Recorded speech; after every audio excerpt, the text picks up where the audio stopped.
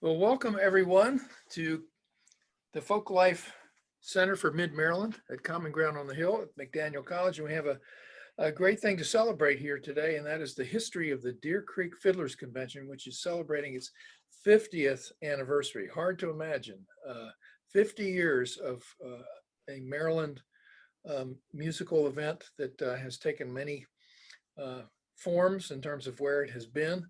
But the most important thing today is that we're here with the founders of the festival. And this was their brainchild. And we're going to find out how all that happened. But I would like to introduce Megan Shook and Walt Shook and David and Ann Greene. So Hi. Welcome. And we are so happy that you did this 50 years ago. I don't know what you were thinking, but you did it. And so how did this happen? How did all of a sudden this spring up this Maryland Fiddlers Convention? Well, in Easter of 1972, I had the bright idea. We were all sort of into folk music, and David had a bluegrass band going. And we went down to Union Grove. We went down to the Old Time Fiddlers Convention at Union Grove, and David packed all the family into his Winnebago, and we had a good time. And David said, "Hey, we need to have one of them up in Maryland. This is really cool. This is competition. This is, variety, and musicians get together and learn songs from each other. And, we need one of these in Maryland." So I don't know how he did it. He came home and put it together. So David, was that word of mouth? Is that how you made this happen? Or, I mean, Megan is the brains. She got us down there. And words in mouth. You're the doer. You're the one that found the location on Deer Creek, which is a beautiful protected trout stream that runs across the north of Maryland, all the way over to the Susquehanna. That's a beautiful stream. And David found the place and built the stage and built all. I mean, he's a doer. I'm just a was that a follower. Was that a farmer's land, or how did you get access to that land? Where Madonna Road comes down and crosses Deer Creek. It is the most beautiful place in Maryland. And it's a great big 100 acres that was bird watching territory. All Anna, you got to help me with words, because I'm getting old. I forget words. But it was all it was a horseback riding trail that went along the stream. And the rest was just wild bushes and berries and birds and all that. But it is very scenic. It's now, the property is now called the Hidden Valley area of the Deer Creek State Park. I mean, excuse me, of the Rock State Park. Yeah, anyway. Rock State Park. Yeah, it's part of Rock State Park now. But it's the Hidden Valley area. Hidden Valley. And Upper Rock State Park. So you had this first event, and I imagine a lot of word of mouth and going to different music stores and posting things. And Megan worked back to Dickens. She went everywhere. Yeah. It was the most fun work I ever did, going around to the bars and the festivals and, handing out the flyers, and giving all the musicians. It was like my invitation. Yeah. And a lot of them did like the idea of coming and meeting other musicians and playing together. And it serves the convention format, serves the musical community for far and wide. We had people come from, musicians come from Delaware and Pennsylvania and Western Maryland and, quite far away. Because, our first convention was the first full moon in June. And we had 3 of them every year. The full moon in June, the full moon in July, the full moon in August. We were very ambitious. That's really but something. They were fun. And I don't know how we got the musicians to the first one. Well, we knew some. We used to have a coffee house. David had a coffee house down on 22nd Street, the Crack-a-Doom, and we knew a lot of musicians. So we just invited them. And I guess it must have been small. Although we had surprises. I mean, the word of mouth gets around, Right. And I remember this really good bluegrass band showed up from over in Montgomery County. Bob White, I remember bringing his great big bass fiddle across the little rickety bridge that we built. And Well, Rickety. they Walt, need it. Walt, you got to realize that we we cleared the land, we made a road, we built a bridge, we built a stage and an outhouse, I hear, although I don't remember it. Yeah, And There were- dug a well. and then what happened is Hurricane Agnes came along and wiped it all out. Oh, In no. late June of 1972. Oh, Right. my. Bam, the stage went downstream. Oh, my And then David and a crew went downstream in rafts and canoes and picked up the boards for the stage and brought them back, and we reconstructed the stage, and it ended up being about 3/4 the size of the original because we couldn't find the rest of the planks, and rebuilt this bridge.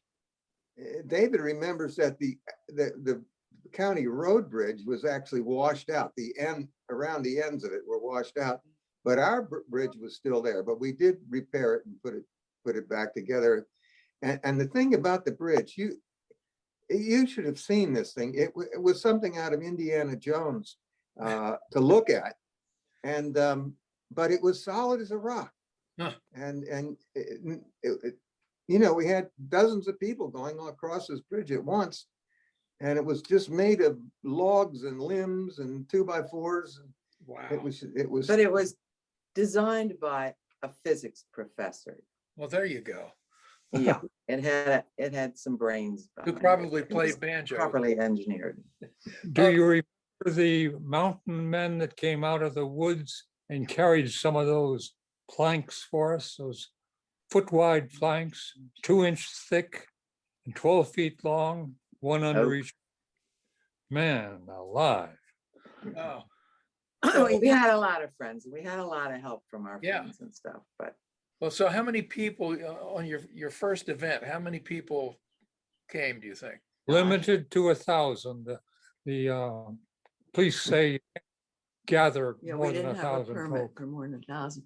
I don't know. You think we had 1,000 people the first time? I'm Oh, the not first sure. time? The meadow was full of cars. Well, we had a weekend. They camped over, wasn't that first one a weekend? It was yes, oh, yes. The first few years were weekend events. They were 2-day Right. events. Saturday and Sunday. Wow. Yeah. That's why we aimed for the full moon so people could find their way around at night. We did Oh, not that's install Great. lighting. Yeah, that's a We had great, natural lighting. yeah. Well, you know, I was speaking with someone else about this, and that year, 1972, was around the time that the Circle Be Unbroken album happened. Really, and that movie, Deliverance, was Yeah, and 1972. that really jettisoned a lot of things. But it's just culturally, it was time for those things to be happening. All of a sudden, 'cause I had a working band at that time, and we would go play at a college, and the whole college would come out to see, you know, what this music. Mhm. Yeah, it was the hot thing. Like Yeah. now, right? We have every era has its musical Right, memories. But yeah, 1972 was a big year for bluegrass. right. Well, And one of the nice things about the convention, or one of the interesting things, you know, we sort of brought the city folks, the hippies and the whatnot out, but there were an awful lot of country folks out there, Yeah. and you know, an awful lot. Megan went to many different bars where they played bluegrass music, and this was Yeah. all country. So it was a meeting of these two groups of people. Right. Yeah, we had the hippies smoking pot and dropping acid, and we had the neighbors coming in with their gallons of moonshine, there you which go. was And that, quite effective. and that area is sort of Ola Belle Reed country, right? Yes. She's like more, I think, Harford County. Yeah, but I we mean, were in Harford. We were in. We were in Harford. You're right. Yeah. You're right. yeah, and there are a lot of Appalachian immigrants in rural Maryland, eastern Yeah. rural Maryland, and Baltimore. So, yeah, it's an interesting mix of people. So three. Your first summer, you had 3 of these. Yes. Several years, we had 3. It eventually got to the point where we decided to do it all on a Sunday because for the sake of fairness, there were bands that were out Saturday night making money at Right. their gigs. Right. And so they would show up on Sunday and play, whereas there had been bands playing all day Saturday at the festival as well at Deer Creek. And so these bands would come on Sunday and they'd been out making money Saturday night and they would clean up and win all the prizes. Right. And we didn't think it was fair. So rather than require all the bands and everybody to be there for a whole 2 days, we said, Right. we'll get, we'll just retire the camping idea and the, We go with the did- Sunday. We did pay every band $25, which was their intro fee, their fee to get in. Right. Pretty much, yeah. So they didn't lose money, but And were there individual prizes or was it all band prizes? Individuals. Lots of 3 them prizes, first, second, and third. in every category. Every You know, I don't think we have all the categories there. Bands, fiddlers, mandolins, banjos, Oh. guitars, dobro, There it Oh, is. bass fiddle. See that, but that's what the prizes were on one of the conventions. You There We can, had prizes for dobro. Then we had a category special performer. Mhm. So that was the penny whistles and the auto harps and And hammered dulcimers and things like that. hammered dulcimers, right? Right. yeah. Yeah. Wow. yeah. we had So- four prizes, fourth place. Yeah, Oh, wow. First, second, third, and fourth. Oh, yeah. right, yeah. And Right. who were the judges? Ah. Well, Good I guess- question. in the early days, we had Carl Chatsky, we had Carol Swam, we had Bob Johnson. He was a bass player with the Baltimore Symphony. I don't know that he was really into bluegrass, but he was a good musician. Mike Mumford helped us that way, Danny Curtis. My favorite judge was Jim Hensley, Walter Hensley's brother. Oh, wow. Yeah. Oh, yeah, he was a wonderful guitar player and he was a very nice judge. He helped us out a lot. And then later on in the 70s, we added a new category of old time in all the instruments and bands. We had both old time and bluegrass. And then I had judges like Betsy Rutherford and John Coffey. Bill Schmidt helped me out. Tracy Schwartz came and judged a lot of the times. So I'd have a panel of 3 judges, some of whom were old time, some of whom were bluegrass musicians. Of course, some of whom were both. But Sure. like Harry Orlov. Harry Orlov was he came as a young person, to the earliest conventions. And he was just phenomenal because he came, I think, the first time and played guitar. And the next time he came back and won prizes as fiddle player. I mean, he was so versatile. Yeah. It was just amazing how he could pick up almost any instrument and play excellently. Harry joined our band in 74 and we played with him, or 73, for several years. And then we've maintained a friendship over the years. And he is now moving back from California to Maryland. He's returning. So I hear. Yeah. Yeah. I So- hear. Wow. So how many years were you at that original location? Because I know you moved Oh. from there to another place, right? Don't remember how many years, maybe like 10 years on Deer Creek. Mhm. And then the owner died, and so our lease arrangement ended. But there were some neighbors who had a farm over in Norrisville Flats, and they'd been coming to our Fiddlers Convention and doing a concession selling food. Mhm. And they invited us to come and do the convention on their farm. And that was, well, we built the stage again and we were there for a few years. Then I guess their neighbors got upset with them or something. I forget why we moved to Heavenly Waters Park in Bel Air. That was a new park. Mhm. And Bob Chance was on the city council, I think. And so he invited us to come do it at Heavenly Waters Park. And and that was kind of far away. I think I forget what the issues were there. But anyway, we moved again to Oregon Ridge, right here in Baltimore County. Well, some of this was all in the same season. We would be. We at do, Hep- right, sometimes we do it Yeah. at different locations. So and the Oregon Ridge. Wow. See, I had no idea. I always thought there was just two places before you ended up at the Farm Museum, but you all were. Heavenly Waters, Oregon Ridge, David's parking lot in Baltimore City, Towson University. We did a couple of events there in the Glen, so it was kind of wild and woodsy. But one year we had an event on Towson University campus on one of the big athletic fields. Yes. We decided that there would be a playoff of all the prize-winning bands. So we held that in October. It was sort of the climax. It was like the Super Bowl, you know, the battle of all the prize-winning bands were invited, and then got to win more prize money. And that was on an athletic field at Towson University. Huh. Wow. And what do you remember what year that approximate year that would be? David was on the faculty there. Gosh, I have no idea. We can Probably look- sometime, let's see, did I have children? Might have been in the 80s or early 80s. Mhm.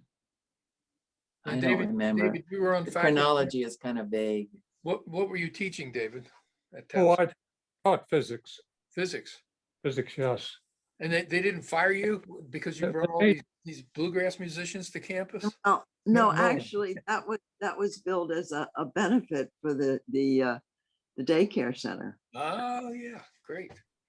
Yeah. Wow. You know, Oregon Ridge was interesting because the acoustics weren't right for us. It was the band shell Yeah. was set for the orchestra, was set up for the BSO. And the bluegrass really didn't sound wonderful there. It was a great place to have a convention though. Right. Maybe we didn't use our sound system there. Maybe we used their sound system.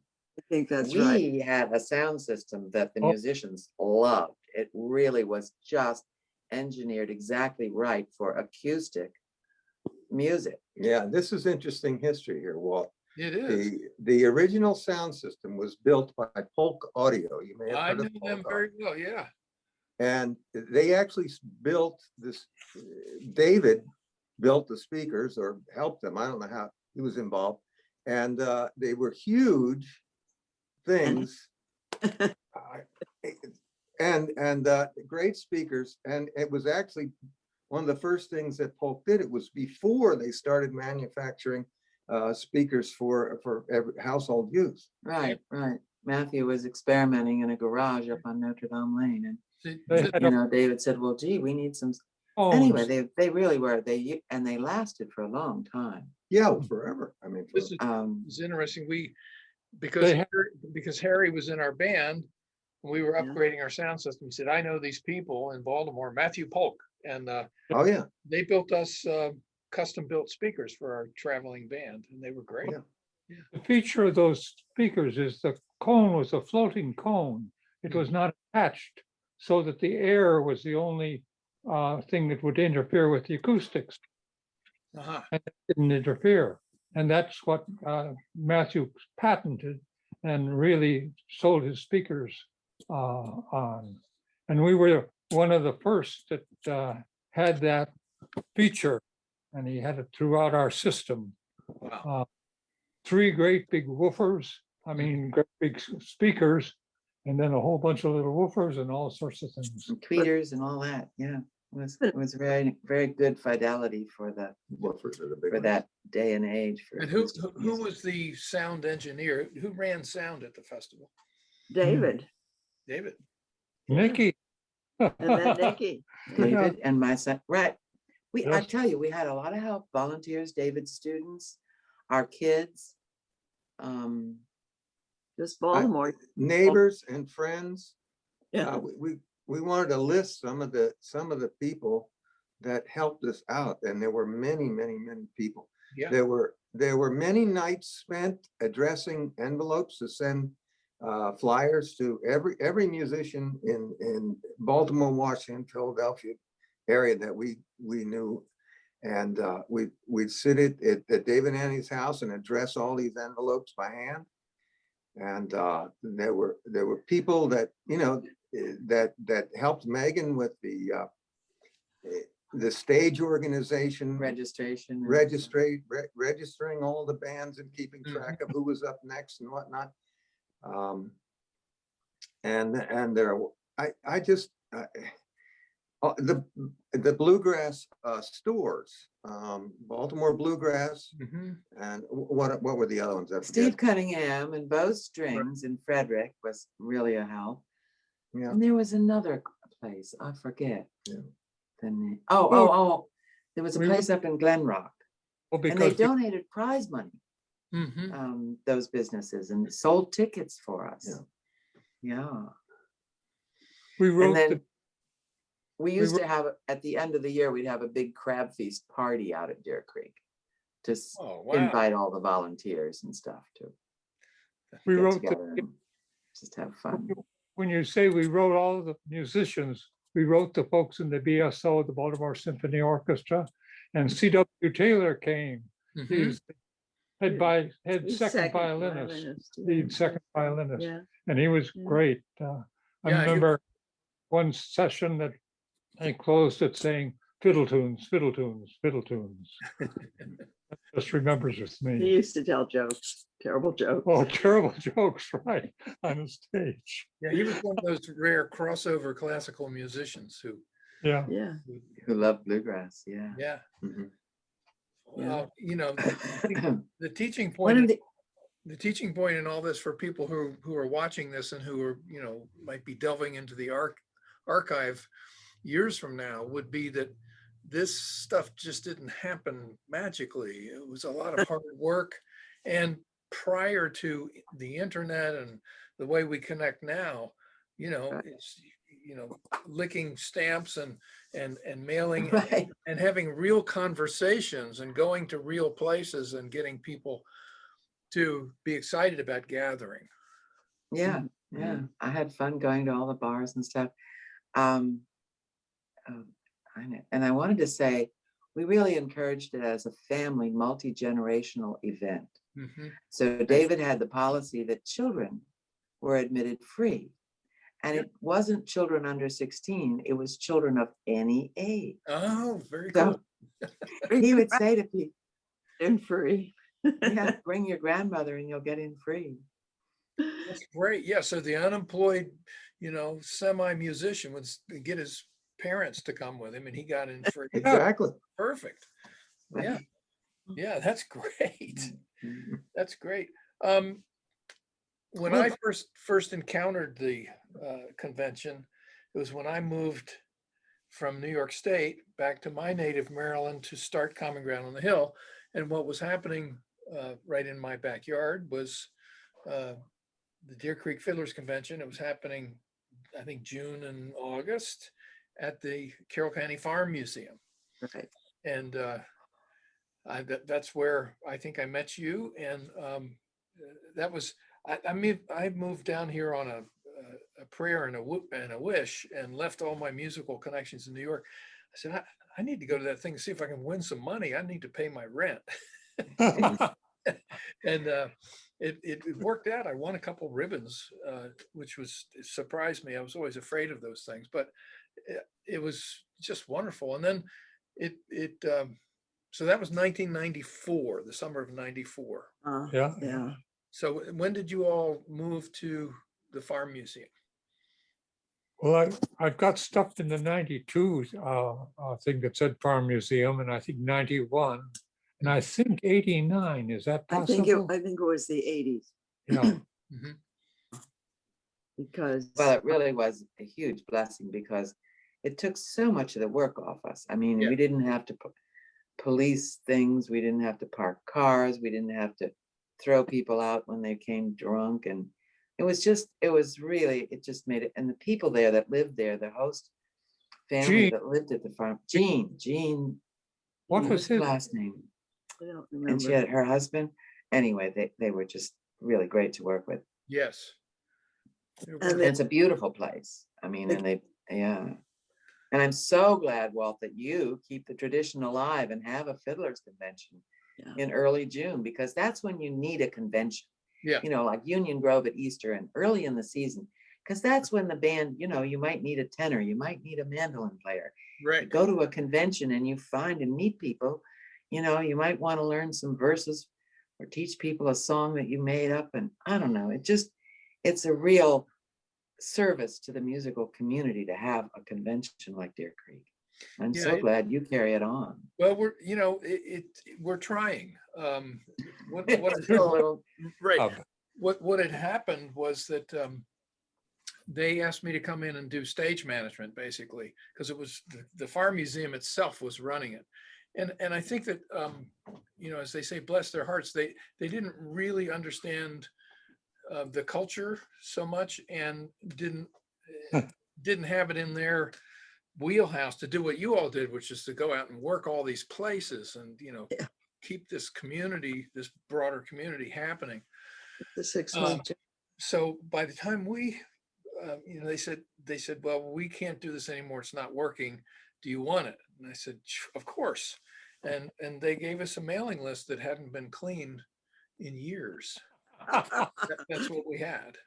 So, our mailing list came into being. And meanwhile, I think, we have so many festivals now. Can I have that list?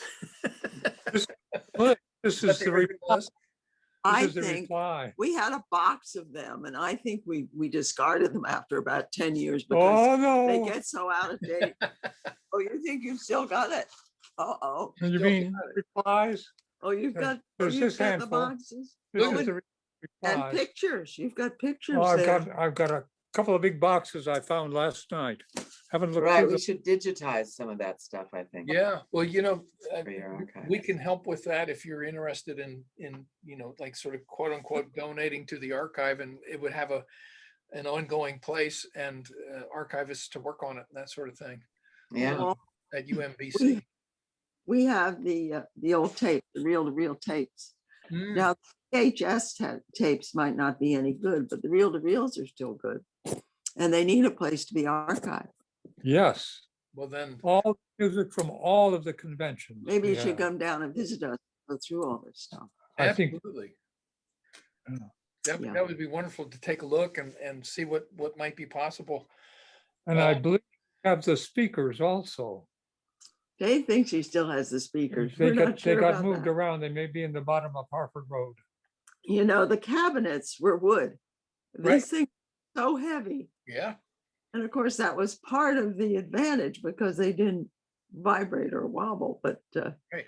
they reverberated so wonderfully. It was you could hear them all the way out in the parking lot at the Farm Museum. David would angle them so that the arc was just right. You have to kind of so you get the wow, arc. original Polk speakers. That's Yeah. pretty- Must be with a It was little. all I could do to load them onto the truck. And now it takes two people.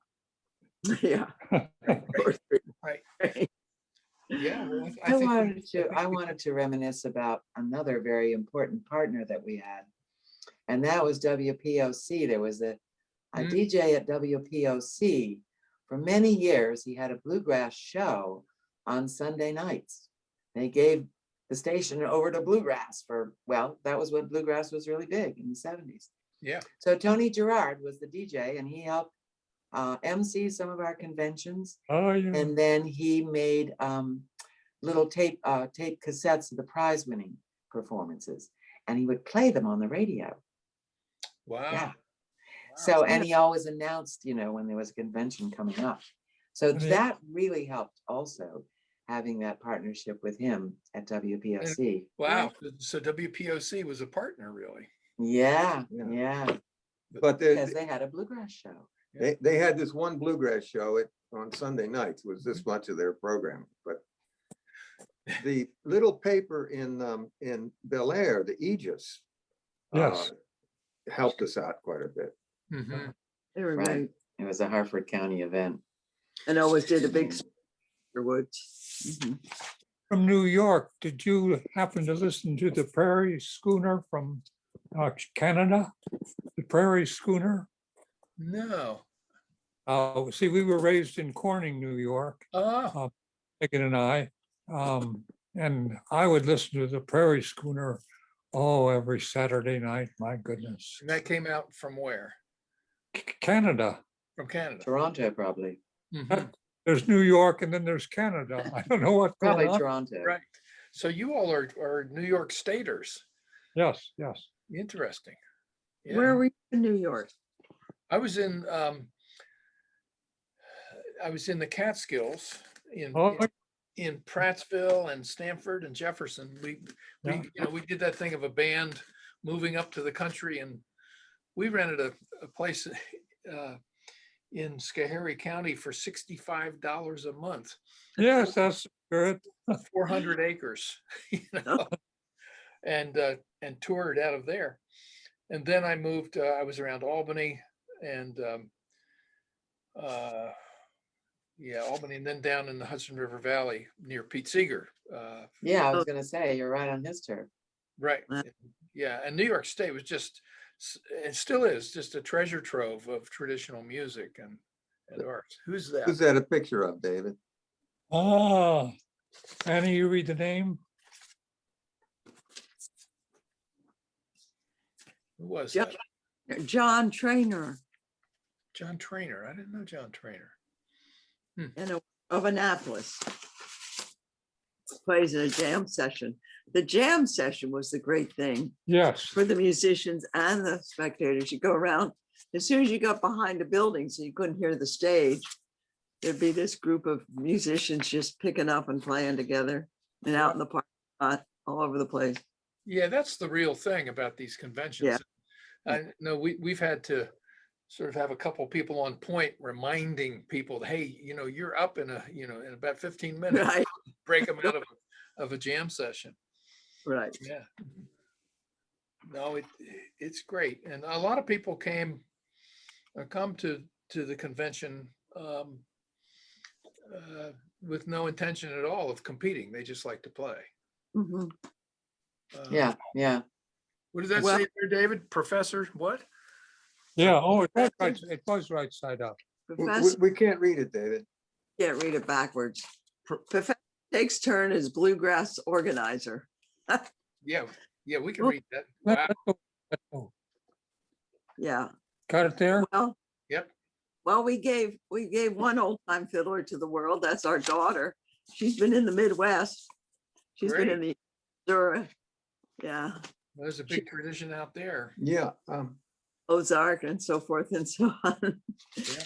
Yeah, she just lost her teacher, who is, I don't think she made it to 100, Vespa, gee, I've forgotten her last name, but she died this last year. But The She- teacher. generation she started playing on stage when she was 9, and now her grandson has been taking the prizes. Like the family at, Mike and his grandson, I think it was Harkness. Mike Hartnett. Yeah. Hartnett. Yeah, Oh my Yeah. gosh. What Yeah. a sweet gentleman. Oh So my did- gosh, did- he was a fiddler. Did Del McCurry ever drop by Deer Creek? I don't think so. John Glick, who Oh, yeah. fiddles a lot with, Yeah. came quite a lot. Oh, yeah. John was wonderful fiddler. He is a wonderful. He's one of the greats. One of the fiddler. greats. He really is. And it's interesting. He's certainly known among the bluegrass world as being one of the greats, but he's never pushed himself onto that stage so much. Right. Right. He just loves to Right. play, but he truly is one of the greatest of the fiddlers. I was hoping to see you see him on the front page or the front cover of Bluegrass Unlimited, and that's sort of gone by the way now. Everything is there's not much more magazine Web-based. these days. Yeah. Yeah. So Did they ever put him on the cover? I don't think he's ever been. No, I don't think so. No. He just fiddles. He doesn't seek the limelight or anything. I mean, Right. he's don't think- phenomenal. I love John Glick. He's One of the a great guy. there was a great experience I had with him. We had at Common Ground, we've had him a number of times. One of Scotland's great fiddlers, Pete Clark. And I wanted Pete Clark and John Glick to meet because I know they're both such just great fiddlers. And I was right. The energy was amazing. And they ended up hanging out with each other. But John sat there. I watched John. He sat there and watched Pete Clark play. And it was like a little boy overcome with bliss, like, wow, listen to this. He's a pure musician. He's a Yeah. pure musician. Yeah. It's great, great. So, now Common Ground's version of Deer Creek is it's virtual because it has to be. And it sounds bad, but last year we had contestants from Tennessee, Norway, Japan. Scotland. No, I don't think we had any. You didn't, I forget, We may have but it had- was worldwide. I mean, But yeah, so it's like, it's a different thing. Obviously, people aren't hanging out and playing with one another, but we do have good judges and people submit their music, and no one knows who wins until the day of the broadcast. But we certainly look. I mean, we don't want to stay that way, but we want to be back to the gathering, and who knows, by June 5th things might be much better, but we couldn't bank on that or plan on that. Right. I was looking at these and some of them said they wanted the judges to make their decision earlier. because they had a long drive home. Yeah. Well, right, and a lot of people would. The other trick that contestants like to play was nobody wanted to be first, right? Because they figured the judges were still working out the parameters of their. Right, and they'd forget by the end. Well, Right. I sort of like the people who played first. I mean, you had people of limited skill like myself. You had people that played odd instruments, or they didn't really play bluegrass. They played folk music or Sure. something. But I enjoyed it. It was just Homegrown. Yeah, Yeah. yeah. Right, and the way to think about it is, it's a competition, but it's not really a competition. It's a place for right. people to get together and play. But the competition thing does make people practice before they come, Mm. which is that's sort of a good thing. Well, we did add the youth prizes after a while because we'd have kids. We had some amazing kids on the Right. stage. So we Young had, performers, yeah. and the whole thing was to encourage musical, Right. just activity. We had a family come relatively recently, and it was one of these things where the father was really working with these kids, doing this wonderful thing, and the judges noted that he didn't have a very good guitar. The judges gave him the guitar award, and he got a brand new, beautiful Eastman guitar. Oh, He was stunned, but the judges wanted to see this father who was nurturing all this music among his children have a good instrument to work with. It was really cool. yeah, yeah. Well, Um, that's what musicians are like, yeah, the generosity of everybody. yeah. Yeah, yeah. Yeah, it's and the thing about something like what you all built is that people don't, when they encounter it for the first time, if they come to a gathering like this, people sometimes their lives are changed. Yeah. I'll give you an Right. example. Ken Kolodner, who you Oh, good. Ken Ken went to we're going to interview him in this little series we're doing. We've already interviewed him, and he'll be online. Ask him about playing soccer. We used to play soccer together. Oh yeah, and I think he still plays actually. Yes, he does. Or does he? Yeah, but he said he came to Deer Creek not to play music, but to have fun and party, right? And go out to the country and he saw this music, and he said, I want to do that. So it was Ken Kolodner coming to Deer Creek that turned him into a musician. Wow, Yeah. that's a story. Oh, Yeah, and I think that happens more than we realize. You- so he probably knew David from soccer, and David What- probably gave him a flyer. So Probably. You're making up stuff.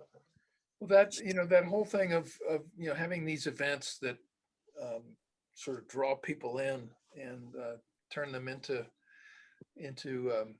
playing, or they may be playing beforehand, but haven't had the luck to connect with people. Oftentimes you do stuff like this. I mean, that was the way I was. I was a folk musician, but I wasn't I wasn't connected to sort of the higher tier of playing Yeah. until I went to the Fox Hollow Festival up in New York State. And there I met all these people. I went, wow, these people, they're like me, and there are about 400 of them. and that really made things take off for me. So these events are important in terms of keeping the tradition going. What do you play? What instrument do you play? Well, I sort of got known for playing the hammered dulcimer. Oh. I came up on Bill Spence and I were really great friends, and that's how that happened. He's as what's the name of the great singer with the seldom seen? John Starling wanted to produce an album of mine, and I said, well, I learned from Bill Spence. He said, oh yeah, he's the Earl Scruggs of the hammered dulcimer, right? And I said, yeah, he is. But yeah, so I play hammered dulcimer, but I played in a newgrass band and played guitar and sang tenor and lead. So that's what I Wow. do. And Yeah, got a good voice. yeah, it's just Well, we had 4 kids and we all went everywhere together. We just took our kids with us when we went places. Mhm. So it was that kind of a thing that we wanted, where people would bring their kids. yeah, That's where it's at. That's where the action is, yeah. That's Watch it. great. And now that these kids have access to the internet, Oh, yeah. and you can go to the Berkeley School of Music and major in string program, or you can go to East Tennessee and get a minor in bluegrass. What advice would you all have to anybody, not necessarily common ground, but anybody trying to do the kind of work that you did? What would be your advice that you'd like to put out there as to how to have a successful event, for lack of a better word? Well, first of all, you have to just do it. And you have to build community among your workers, your staff, your volunteers, your musicians. Mhm. Just be nice to everybody. There we go. Yeah, be nice. Yeah, Give everybody a job and treat them well. right. We would have, Megan said, we'd have a big crab feast to thank the whole workers. I mean, Well, you want to know what my most favorite thing was, the thing that I remember most, strikes me deep. I fed the hungry down in the center of Baltimore in front of City Hall. Mhm. Every Monday night at 4 o'clock, I would feed whoever came. And a couple of other folks helped me. And that was what really is the way to go. If you want to do something that you'll remember and you'll, and people will thank you for. yeah. Those And I guys love remember David. I was walking downtown Baltimore in the pits of Baltimore, and this great big black guy came up behind me and grabbed me. He said, "Hot dog, man." Oh my gosh. Yeah. But I just felt He good. recognized you from the. When he grabbed me, I didn't mind, but he grabbed me, like, wow. Yeah. And that's where we should be really now. We should be out there feeding the hungry. And it was on City Hall front steps, and we did it for many years. Wow. And I recommend that. So generosity of spirit Yeah. and community is what I'm hearing. Yeah. Yeah. Yeah. Right. Yeah. And it has its own reward, right? Oh my Oh, goodness. wow, Yes. Yeah. A great team to work with, Megan and Walt and Annie. My gosh. But you gotta And love all it. the children. Yeah. Megan loved those musicians. She really went around, schmoozed them all. That was, you gotta have musicians. Our kids did all Oh, kinds yeah. of crazy stuff. Well, and I think a lot of the changes, like adding the old timey music and the young perform, a lot of the changes that we made in the rules and so forth came feedback from the musicians. Yeah. You just kind of have to Sure. listen to your Right. constituents. Listen to your constituents. Right. Yeah. Listening is an important thing. Yeah.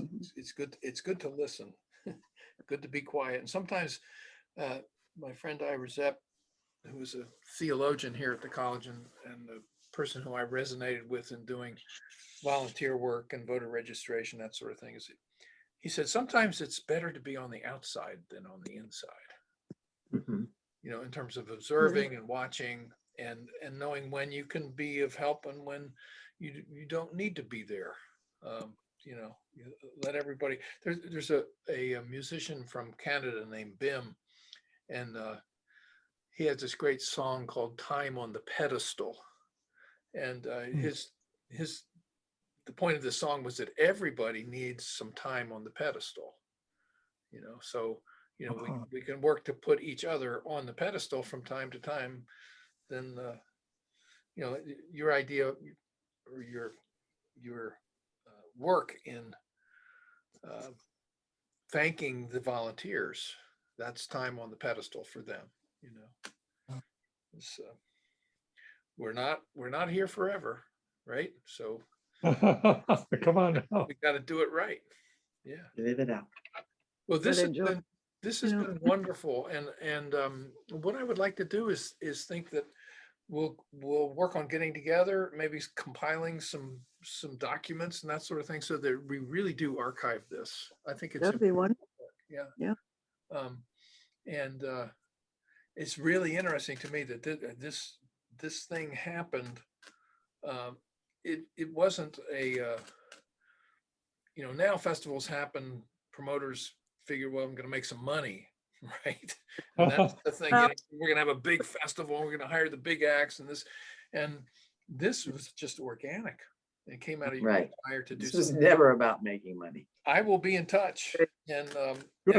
I hope you all join in on the Zoom on June 6th. Okay, I'll calendar. And if you do, we can maybe we can figure out something live to have you say howdy. But you can say hello right now to all the people from Deer Creek. We'll wink. Oh, We'll keep wink. playing.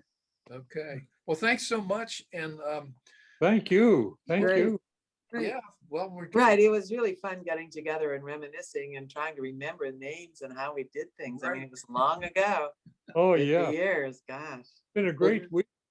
But you're an inspiration, Walt. You did. Thank you. well, Have thank you- you. Thank done you.